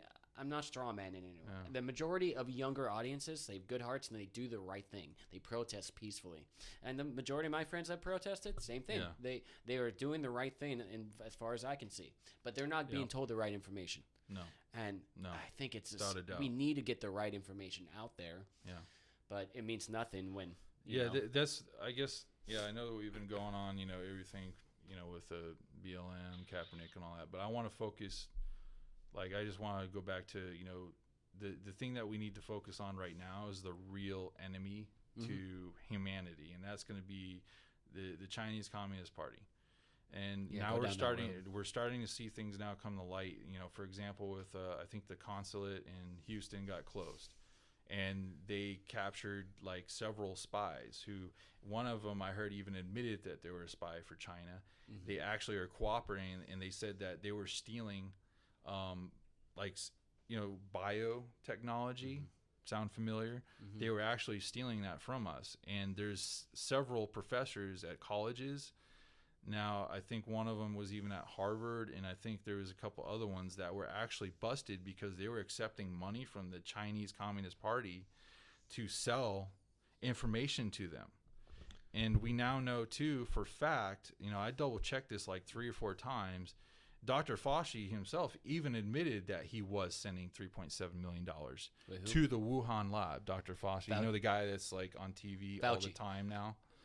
The one that's Anthony like, Fauci. Yes. Okay, sorry. I wanted to make sure I knew who you were talking about. Yes. And that was interesting. So Because, you think he's in on this? That once again, that's something that's just a theory. Like you can't really prove it because even if they were doing it, you really think it's going to be easy to dig it up. But there's a lot of coincidences that I found. For example, the outbreak was at a market right across from the Wuhan lab. And I remember everybody was like, there's a Wuhan, virus lab right across the street. I wonder if there's any coincidence, And of course, everybody, conspiracies usually don't come from nothing. There's usually got to be something there that makes you suspicious. Truth there. But we know that they were sending money to that lab. That lab actually, this is where Ben Swan. And you talk about, Fauci sending money to the lab. Yeah. Okay. Yeah. Or the United States government, and he was doing it on their behalf. Cool. But anyways, what was going on there is that, the Wuhan lab also wasn't very good with safety. You know what I mean? And as you know, like, Chinese are not exactly great when it comes to making safe products, right? They're not exactly great either. I It's believe, not their priority. especially that lab. And there was a lot of evidence I read about with that lab having issues. What I think it probably happened is they probably just Accidentally. From what I heard now, once again is I got to confirm this, but I heard that one of the employees there had it back in like October. Didn't know what it was at the time, and then in the Chinese Communist Party, like they were infected.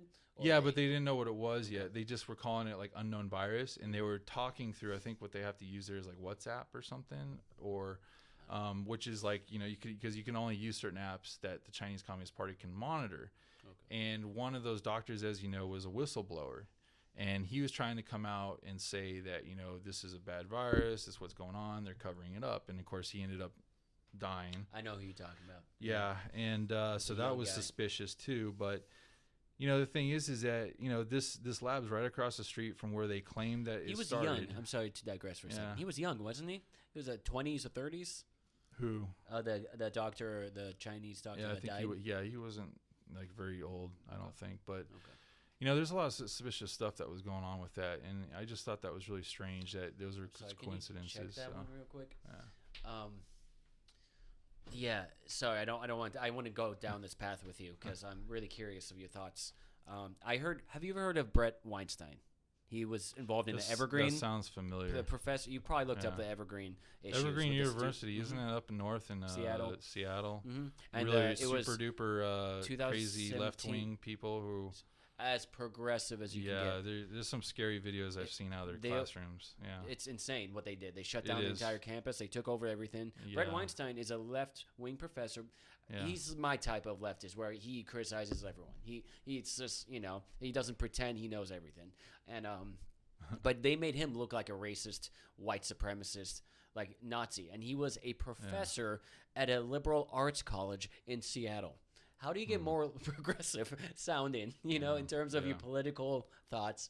Yeah. Anyway, to the kids there, he was a white supremacist. And so they wanted him gone because I won't dive too deep, but one day they wanted all the white teachers out so black people can be observed. And he was like, I'm not doing that. That's like the definition of racist. I'm going to show up. I'm going to teach my class. And because he did that, he's no longer a professor there.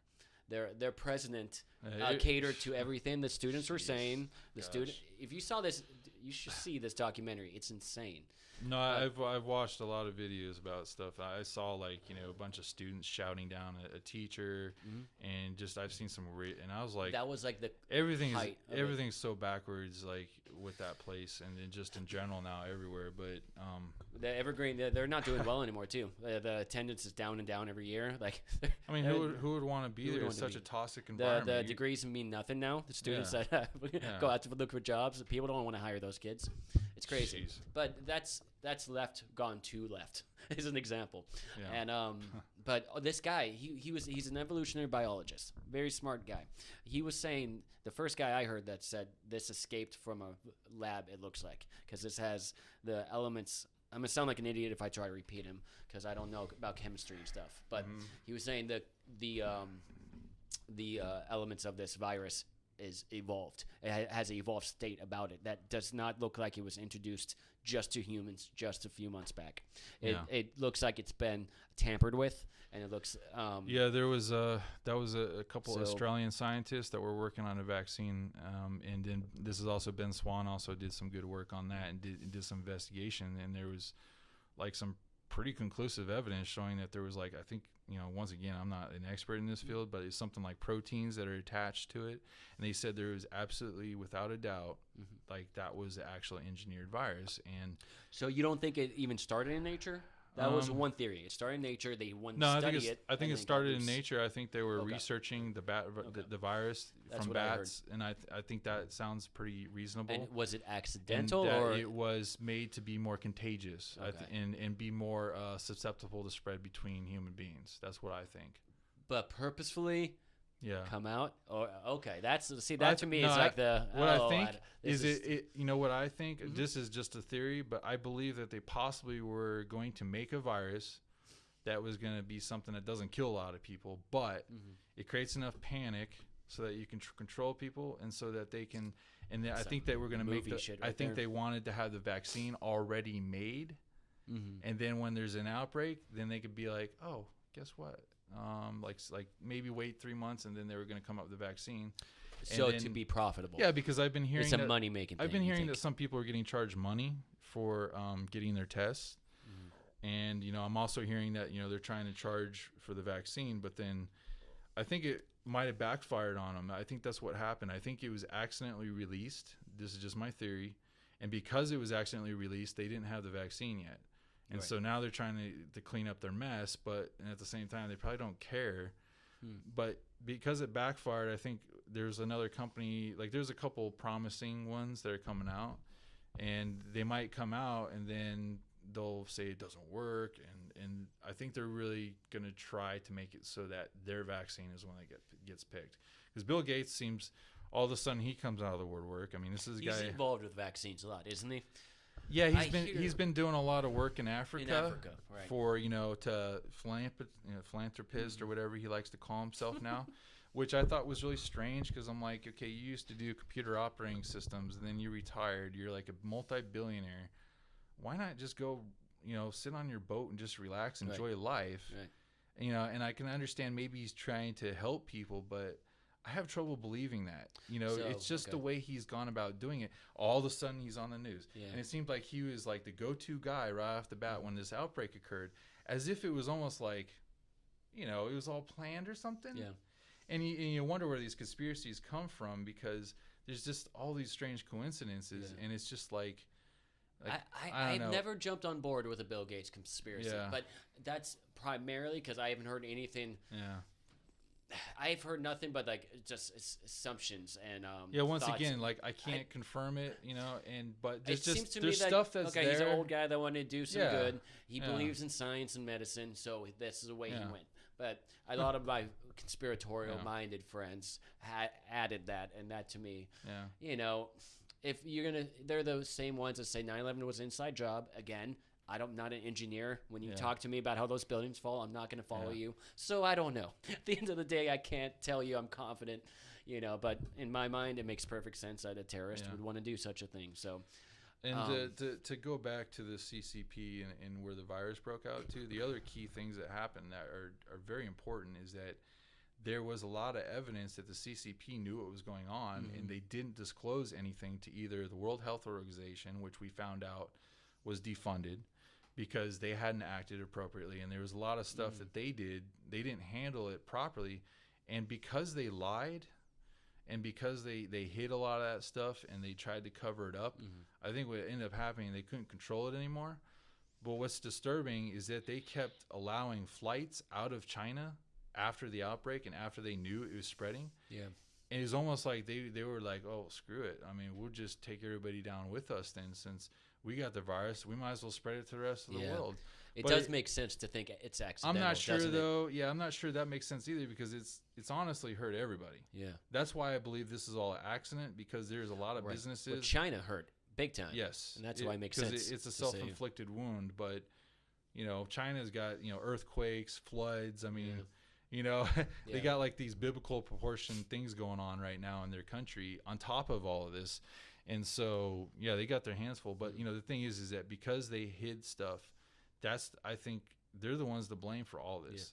Yeah. And we're sitting here arguing about Antifa, BLM, you know, are you pro this, pro that, you know, and we're all at each other's throats. And, you know, the Chinese CCP, you know, I think the Epoch's Times is a great source. They've been very, you know, reliable in my opinion. Yes, okay. Definitely look them up.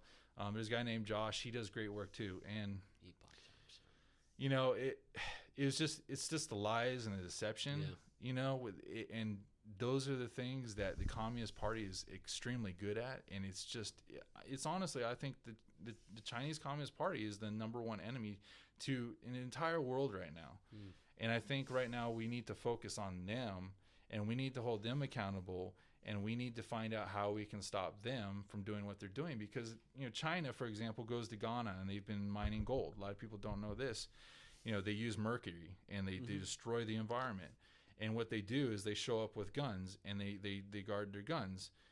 Guard the mines. And then they pay off all the police force in Ghana. And they worked out a deal. They said, you guys look the other way. You let us just mine everywhere, gold, all to our heart's desire. And we'll give you money to make your country better. Right. And so, of course, Ghana is like a place that's like, you know, really bad poverty. So, of course, they're going to take the money. Right. But as a result, you know, the Chinese are doing this a lot of areas in the world. They're extremely aggressive. They're trying to basically control resources. They're trying to the South China Sea right now. We have battleships sitting right now in the South China. That's the disputed area. They're trying to control Taiwan. They're trying to influence everything. And, of course, as you know, they're basically just walked right into Hong Kong and said, hey, this is our new law. Screw the agreement. Sorry. And if any one of those protesters in Hong Kong come out in the street and they say anything against the government, they can get jailed for life for speaking out against the government.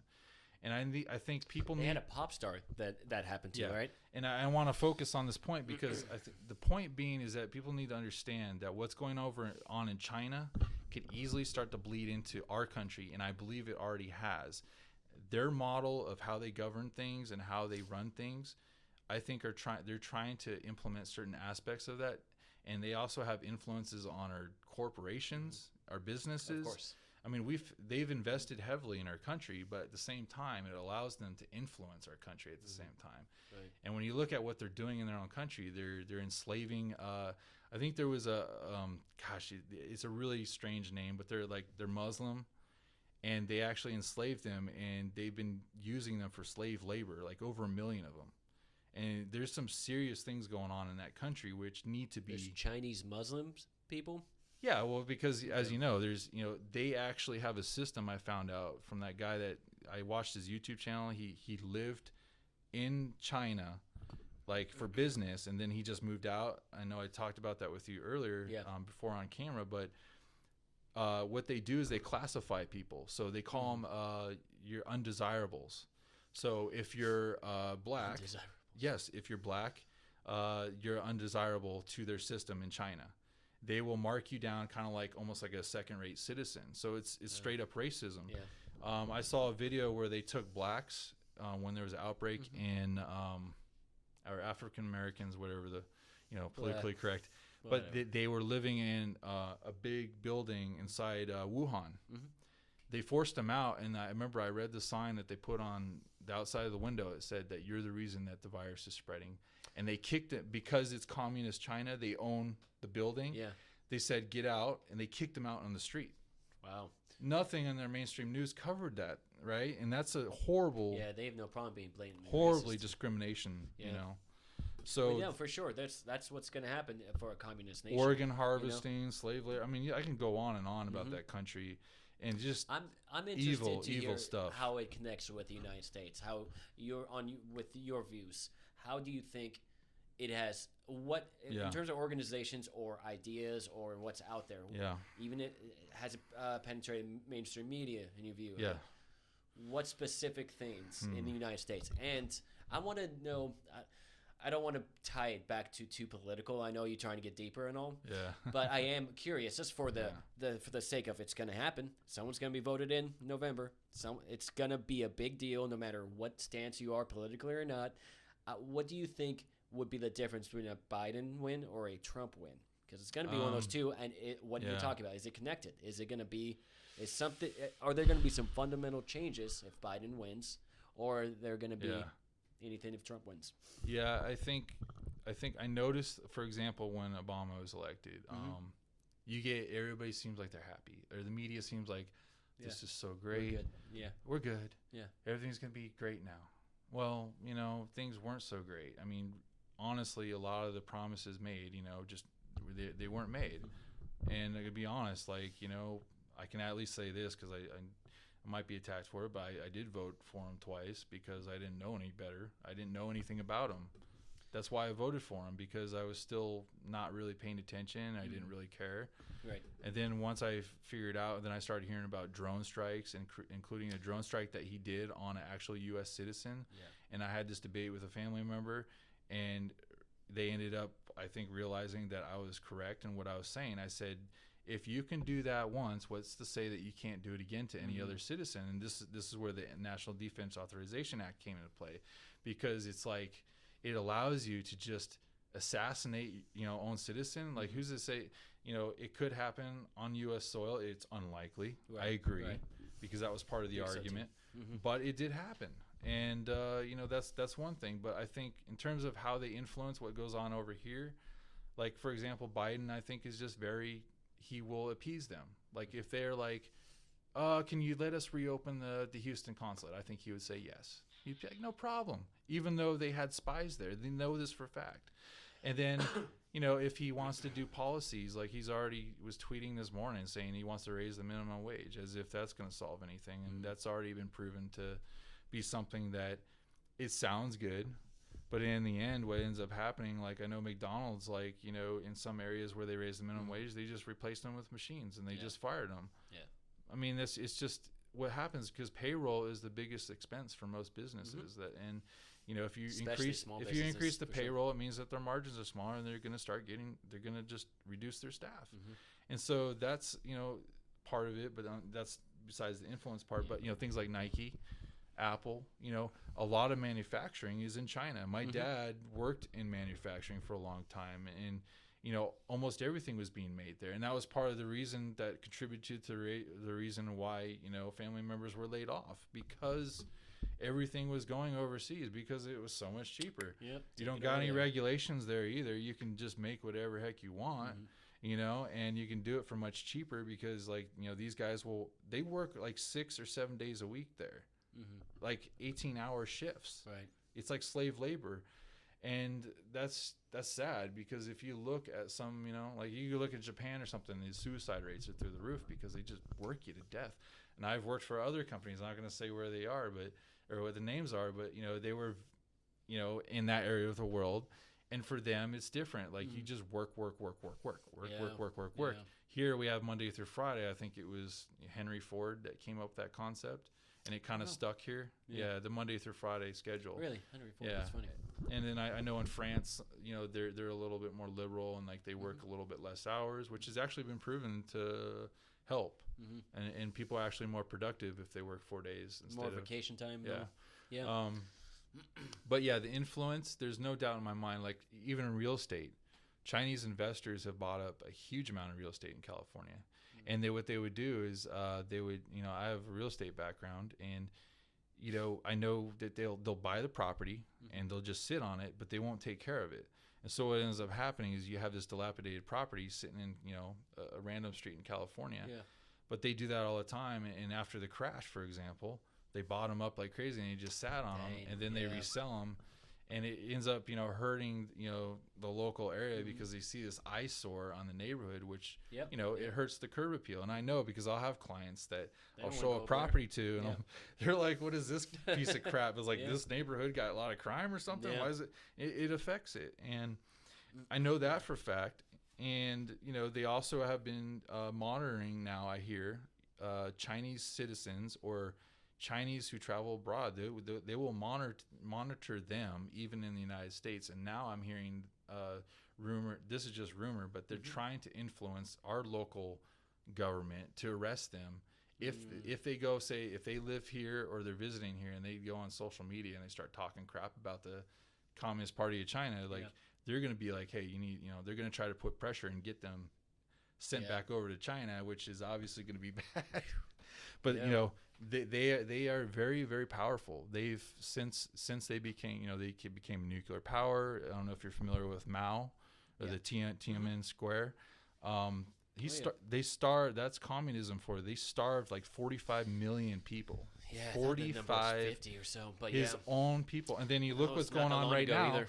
Half the friggin' country's like underwater from all these floods. And then where's the leaders? They've been hiding for 50 days. And he just shows up to do a quick, powwow, and then he disappears again. He doesn't care about the people. Yeah. He would kill 100 million and it wouldn't matter to him. He wouldn't even bat an eye. And that's your fears were on that trajectory. Yes. I think that they are without a doubt the most evil thing that's out there right now. And for example, more evil than North Korea. Well, more influential. I think they have way more influence than North Korea. Yeah, for sure. Yeah. They're probably Without the a same doubt. type of evil, but they have far more influence. Yeah. That makes sense. But there's no doubt that that I also heard that the CARES Act, PPP loans were actually more beneficial to some companies that actually were owned by Chinese conglomerates. Really? I've heard that. Yeah. You correct me if I'm wrong, but I could be wrong. But I've heard that too as well, and that's pretty crazy. Yeah. Because as you know, that would piss a lot of people off because we need our businesses to have that. Yeah. And the fact that they potentially benefited from that. And then, all these bills, too, where they earmark stuff, where they wanted something like a library to be renovated or something like that. Like, why did you throw that in there? You need to just, this is the other problem with what's going on with their Congress, because I think they do this on purpose. Like, they want to put this stuff in because they know that, what they can do because they have the Congress right now. They can create the bill, then they could throw it over to the Senate. Then they're going to vilify the Senate because they don't agree on everything that they throw in. Talk about our current Congress. Yeah. Okay. Yeah. Cool. Because they even the Green New Deal or something? AOC's just like the Green New Deal. I never read that, admittedly, but I don't hear too many good things about it. Even people on the left, it's a little too. I think too far it's not necessarily that she thinks it'll pass. I think she's just throwing shit on a wall. We're trying to move pardon the needle my French, a little bit to see what sticks, and she's just trying to throw stuff out there to plant seeds for socialism. I think that's the purpose more than actually passing it, and also to create. It's almost to create chaos because she knows. I'm sure that she knows that it'll go to the Senate. And then they're all going to gibber, and then what they're going to do, they'll be, the Senate hasn't come up with a decision. Right. They must be against it. Yeah, and that's what they do, and that's what's going on right now while we all suffer. And I'm not going to lie, I've been pretty pissed off because it's affected my home flipping business. It's affected my steady job, which I no longer have as a result. And then I hear about these type of things, and it just makes me extremely mad because – hear about JCPenney's going to go under, and then it's going to be Macy's. Like, there's so many businesses that are going to be gone, and they're not going to come back. And then they talk about, locking us down again. It's like, what are we going to come back to when this is all over? Like, what do you think needs to happen with the mask situation? I'm not going to lie. That's a really tough subject. And because it's very tough because I wear a mask now. Because I have to practically. Because it's law, you have to wear the mask. Yeah, and I take a medication which when I wear the mask, if I cover it up too much, if I wear an N95, I can start to get lightheaded after a while. That's the truth. And so I kind of didn't really want to wear it because I was sometimes, be in there. This is Florida. It's like 100 degrees, 100% humidity. Yeah. Anyways, I got kicked out of one place, but it was because I was so hungry. I went into a restaurant, and then I forgot to bring it with me. And then they treated me like horrible. And I said, I'm sorry. I was like, I forgot my mask in my car. Do you want me to get? No, you need to get out. Like, she just kicked me out. Are you serious? Yeah. And that's. There's one thing to enforce your rule, whatever, as either a private company or it's a law. Yeah. But to be a dick. To be a dick about it. I'm all about, look, let's try to wear a mask to protect each other, but I'm not. I've seen I've seen some dicks out come out of the Well, woodwork. I will say this, okay? So I do wear a mask now. Mm-hmm. And a lot of it's just because I don't want to have to put up all the crap. You don't want to, yeah. I just want to be left alone. I don't want people like, constantly bugging me and telling me I'm trying to kill people. Do you which feel is not it true. helps, or do you not accept that sort of I think position? it helps, but it's a small amount. And so Okay. what ends up happening now That's is fair, everybody yeah. wears masks, so they feel like, okay, I'm wearing masks, so Right. I guess I'm safe. So what ends up happening, everybody goes out now. Everybody goes shopping. Mm-hmm. Everybody goes out and Yeah. about and does everything as if it's normal. Right. But the masks are only and we know it's not 100%. protecting them a little bit. You're right. And so you get this false sense of 100% safety. Right. And I think that as a result, that might actually spread it more. That's my Because more theory. people are coming out and being Yeah. more reckless, you're Yeah. saying? Because they feel like they have a cloth mask covering their mouth, which, has already been, that's another thing that Ben Swan did too, a thing talking about that. And there's been tons of studies. Mm-hmm. And as soon as the studies come out, they're immediately attacked by the mainstream media as being BS. Indicating what? The studies? Like showing if it what? says masks are not that effective Even Fauci says they're not the end all be all. They will just help you to a certain degree. I think it's he's some sort of preventative. I think he knows what he's doing. He's just milking. So he's milking a this thing. dishonest character, you think? I think he's loving this. I think he's. I think I just saw a picture of him at a Washington game. Now, everybody was saying he threw out the first pitch. Everybody was right? saying and then he took off the mask and he was talking to somebody next to him. And everybody's like, "Oh, that's photoshopped." And I looked at the picture. I have a graphic design major, by the way. And I was like, I don't see any Photoshop. So he was just chilling there, not wearing a mask, and there like two people next to him, and then another lady took her mask off too. I was like, well, that's a damn good Photoshop. Then if it's a Photoshop, but I'm like, this is the hypocrisy. Is so ridiculous. I don't agree with it on the sense that you should probably walk the walk if you're going to talk the talk. But at the same time, the logic would hold if you don't think it's necessarily. I think, some percentage of the time it will help, but the majority of the percentage, we don't need to wear it if we don't have to. I don't know. I'm not saying he's right or wrong. I'm saying maybe that's what he's thinking. I'm not Team Fauci or anti-Fauci. I just hear this shit and, Well, there's old pictures of him with Bill Gates and George Soros and Hillary Clinton. I don't. They've all known each other for a long time. I don't think it's coincidence that you just happen to be the guy that's on TV all the time. I mean, they're like Bill Gates they're is like about buddy, that style though. That he's always been around the vaccine game too, right? Oh yeah. Yeah, Fauci and I said, him in the funding in the Wuhan lab. Obviously, he's been in that business for a while. Yeah. And so that's just strange coincidences. Do you have? We won't go too deep into this, but do you have reservations about vaccines in general, or do you think? I would. In terms of the anti-vaccine, I would crowd, take a vaccine as long as I knew it was 100% safe. Yeah. Yeah. No, I do know no vaccines are 100% safe. That's the thing. Yeah. So there's a risk with every vaccine, but the risk is 1 out of like 10 million people will have a shoulder ache. That's definitely without a doubt, a very controversial subject. For example, I've had people say that there's no peer-reviewed studies done yet. I have a book about somewhere. I know that there's a site where it lists peer-reviewed studies of like tons of them, like thousands. Yeah. And you don't hear about any of them, and that's so the thing. We're trying to create that narrow narrative. There's also another thing too. This is where the censorship comes in, which is really alarming. But is a movie called like Vaxxed or something. Yeah. No, and it's a documentary on Netflix. Yeah, and it was banned and removed, and because it was an anti-vaccine. Yeah, and it's just when you watch it, they're not like, it's not the way it's presented. It wasn't sensationalized. It wasn't like. It was like they were trying to just tell the truth and try to spread knowledge, and that was all it was. They weren't saying like, screw vaccines, it's all evil. They were just saying like, there's this and this and this, yada yada. And obviously that should not be censored or banned. Even if it wasn't true, to a degree, like you said, the standards should be pretty far out there if you're going to censor it or ban it. Yeah, for example, I know that.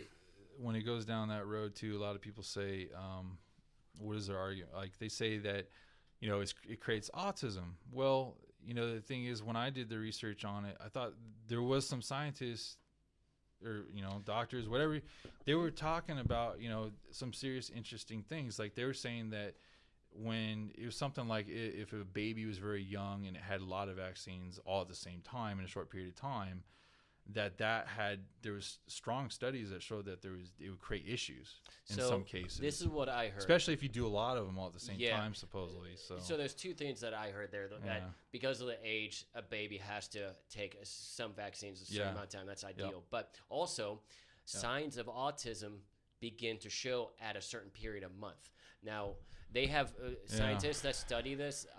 This is what I've been told anyway. Oh, in a different time of the month or something? Or so let me start here then.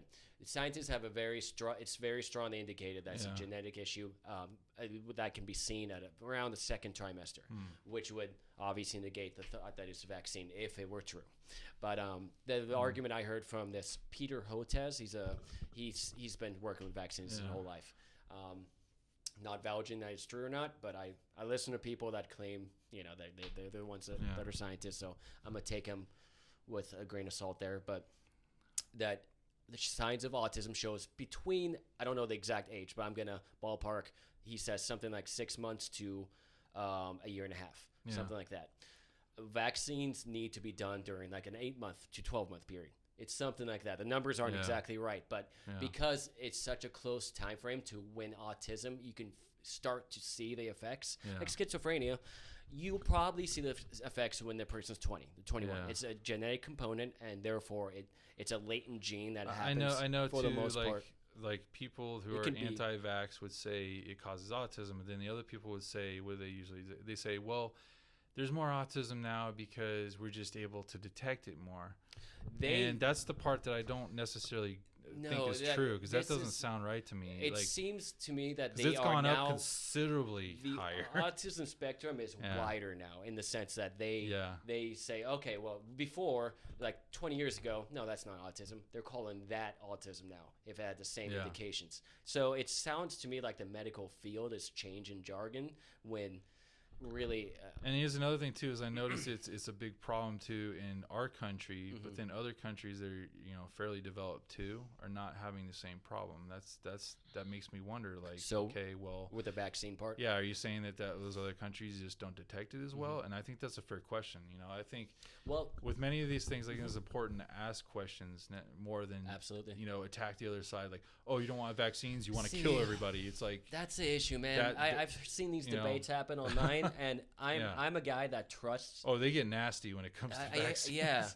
I know, it's tough because it gets really bad. Both thank you. Both sides are speaking passionately about kids. Yeah. When I talk about vaccines, I think, look, this is about safety for kids. If you're gonna get me at a D place if you start talking about a child unnecessarily very suffering. Defensive. It's because both sides come at it the right view.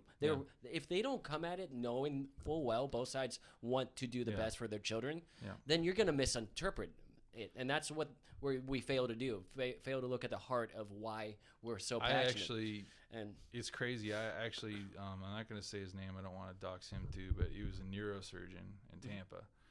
He attacked me because I had posted links. I didn't say anything. I said, this is peer review study, and it was a page. And these were like, they had the PDFs and everything. They were real scientific studies and stuff, peer reviewed, whatever you want to call it. They were credible, and I posted it, and he attacked me and said, you don't know anything. He's like, I'm a neurosurgeon. And he just went off, and like, I was like, don't shoot the messenger. I was like, so I was like, you're telling me that every single one of those peer review studies are all bullshit? Yeah. Like, it's all lies? And then he just continued to attack me. I actually found out that guy he ended up killing some kid with a medical malpractice. I did research on this guy. He needs to have his medical license taken away then. I don't know. He left that place and he worked somewhere else. I'm not going to say the hospital, but then that was scary. But and then I talked to a friend of mine. She's a doctor, has her doctorate degree, and she kind of actually was in that field. And I sent her, I was like, what do you think of this? And she had a different reaction. She said, that's very interesting stuff. She's like, I actually read it. She's like, you might be on to something. And I said, thank you. I'll say thank you for at least having an open mind, because you said the right word. Need. Yeah. The reason I'm a big fan of science, not scientists, not in the name. Science doesn't care about dogma. They care about okay, this is what this data showed. Let's prove it wrong. That's steel man. Yeah. You know the term steel man? Let's make sure we beat it over the head so many times that we can stop asking questions. Yeah. And even then, that's fine. People are still trying to prove Albert Einstein's theory incorrect. Good for us. We're science.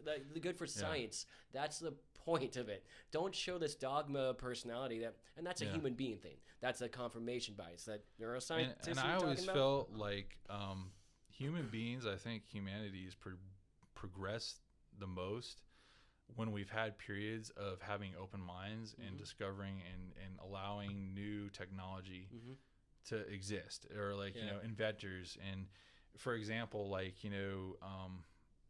some things, for example, would be too advanced that it scared people, and then they would talk that person down. One of them being Nikola Tesla. And he was somebody who he originally was actually funded by, I believe it was like the Rothschild family, J.P. Morgan, big funders. And then when he ended up coming up with something which, once again, this can't be confirmed because the FBI supposedly came and took everything that he had worked for, right? Yeah. They stole it after he passed away in his hotel. But, that's an example is where they attacked him, and they attacked his credibility when what he actually was coming up with was a direct problem for their technology, which is the oil industry. And what he was talking about, which like unlimited power wirelessly, it would put him out of business. So of course, guess what? Boom. His funding was gone. They absolutely destroyed his reputation. I think he went to Colorado and he continued doing work there afterwards. And he had some other people giving, the funds and stuff like that. And rumor is it that he actually discovered some things, which probably if we had today would change the world for the better. Yeah, I've heard that too. So once again, that's just a theory, but there's a lot of facts to that. And other things too is, here's another example is a lot of problems with, politicizing science. This is where global warming comes in. This is a whole other thing. I disagree, or I don't get along with both sides because, like I said, I think the truth is the truth.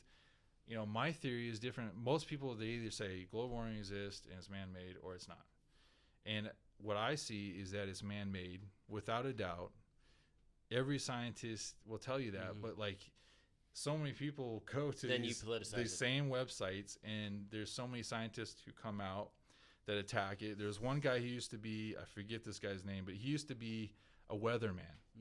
And then he used to be one of the chairmen of the board of the Weather Channel, and supposedly he got the boot because it sounded like he was just a jerk. Yeah. And he also was, basically, climate change denier and all that stuff.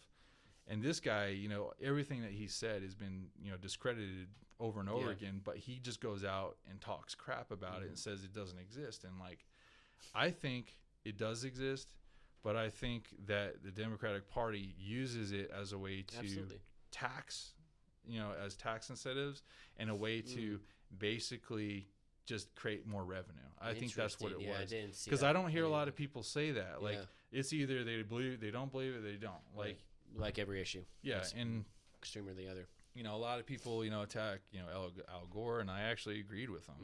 And like, if you look at it, I just could tell that he was genuinely concerned. Yeah. Like, because I've seen so much, so many people have lied and deceived. Like, in me just being able to, see people's body language and stuff. Like, I could tell he cares. Yeah. I don't, and he was really just a messenger, but they would attack him directly, for example. But then it's like, he was just basically just taking all this evidence and he was just presenting it. He just happened to make a movie about it. That's all he was doing. But they politicized it and everything, when at the end of the day, it's like, I think my opinion is, even if it's not true, even if it is, why the heck not just create a new technology? That's why I'm such a big advocate of what Tesla does and Elon Musk. Like, why are we still using just something that makes so many waste products and something, and honestly, things that have always been good for humanity is when we innovate. Like, this guy's making rockets that can go up and be reused. NASA couldn't do that for like 30 years. And he's talking about going to Mars, and like, we're talking about actually doing things again. Like humanity actually achieving something or having something, a purpose, something that we can unite behind and try to achieve. Because, obviously when we walked on the moon, everybody in the world was watching, right? Yeah. And that was a good time. And it's like, what do we do now? What's going to be It's our like generation? we're so busy just like trying to fight wars, and we're still using oil and all this kind of stuff. And Elon Musk comes in, and like everybody attacks him, and I always defend him. And it's like everybody says, well, He's got a good following though, Oh yeah, for sure. It's a lot of the biggest supporters. Like there's another guy, he has a new YouTube channel called I think it's called Solving the Money Problem. He does great work, and he understands everything that they had since the get-go. He invested into their company big time. And this guy, his videos are amazing because he says, this is why I invested in him. And he shows all these bar graphs and everything. I can't understand half of it. Yeah. He obviously can. And then it made him into a self-made millionaire because, and him and the other guy, and all these short sellers are losing money, and they just have 2% of the market share. Anyways, I don't want to get too far on a tangent, but the point being is like, there's all this negativity towards him when he's just basically, Hyperloop. Can you imagine if we had fully self-sustainable cities? Because we've always been talking about automobiles, but believe it or not, most pollution comes from commercial and residential buildings. This is where I'm actually trying to get into with the real estate world, is trying to create, container homes, fully sustainable. Nice. And the thing is like that needs to be our future. Like we need to make fully sustainable houses. We already have the technology. Yep. It's actually, believe it or not, cheaper in some cases. And it's like, why not? Like, why are we not trying to create new technology that improves everything and that helps reduce all these problems and these wastes, whatever it might be? I think needs to be a conversation we're having, and that's being buried right now. Yeah. And that's a shame. That's a shame. And that's why, communism is very, stifling in terms of innovation and technology, because, look at North Korea, or if you look at, Venezuela, I guarantee you, like, they're barely able to eat food. What makes you think that they're going to be able to create new technologies? Or with Cuba, for example, they still drive cars from the 1950s, and like half the roads are not paved, and yet people who are pro-socialism say, but they all can read. I'm like, come on, dude. And I've talked to, I used to work with a couple of people that used to live in Cuba, and they were calling me, they were texting me, they were like livid. They're scared. They said, I just left Cuba, and he's like, this stuff right now that's going on, he said, this is reminding me of the Cuban. One of the guys is old enough, he was there when that happened. Yeah. And he was like really scared. And he's down in Miami, and everybody votes blue, I guess, in Miami. And I guess Puerto Ricans and Cubans, I guess, don't like each other that much down there. So, and I've seen and heard. Never heard that. Yeah, I never knew that either. But after I went to Miami, I guess they filled me in on that. But that's the thing is technology and the fully sustainable, like all these things. Yeah, he's trying to do it. And when he was on Joe Rogan, I really, you could tell he genuinely cares. Yeah. But everybody, because he's a billionaire, he's immediately vilified, and that's a lot of what people who have those ideologies. It comes with no nuanced thinking. Exactly. They relate that to the problem with America or rich people. Yeah. Let's talk about what rich people we're talking about. So it's because, especially if you're a self-made billionaire, you probably got some things to teach us. Well, part of the that one guy with the solving the money problem, he made a good point. He said that the reason that Tesla is successful is because the guy who is the CEO actually knows the technology. He actually has a degree in that, so he understands what he's doing. Yeah. As to many other companies, they'll just be a CEO, but they're more like a front guy. Yeah. They're more like the PR guy, but they don't really know the technology as well as they should. And I think that's part of the reason why he said that he invested in them, is because of the fact that he knows. Like, and man's a genius. This is somebody, he actually wants to change things. Because, for example, he actually wants to do good. Yeah, because if can you imagine if you had Hyperloop? Well, we can get in Hyperloop and we can go to New York in an hour and a half. And you do know what that does to, you remember obviously with Industrial Revolution where cities, everybody goes and works in cities. Now we're seeing that change because a lot of people can work from remotely. But imagine if you had Hyperloop everywhere. I can go work in San Francisco, and maybe I can get on the train and just like read a book for a couple hours. But I can, and you can live out in the country as long as there's a hyperloop nearby, because as you know, when the railroads were built, right, all the cities popped up along the railroad. The same thing would happen if a hyperloop was everywhere across the world. You'd have, people, whole new cities be built, and we could have a long conversation alone based off Elon Musk's things he wants to do. Yeah. But unfortunately, I got to leave it there, man. I think some of these cameras are dying on us. yeah, sorry about that. No, I you're told good. you I got plenty That was to the talk reason you having about, you here, so, man. yeah. And Sean, if you want to go around too sometime, I mean, Yeah. just say the word and we'll make it happen sometime. I guess we'll just see how the response is. Yeah, we'll play it by ear. I'm sure it'll be pretty decent because most of the stuff we talked about is pretty controversial, and that's obviously going to make people watch. So It's worth having the conversation. Anyone with a nuanced mind view, So hey, Sean, thank you. no problem, man.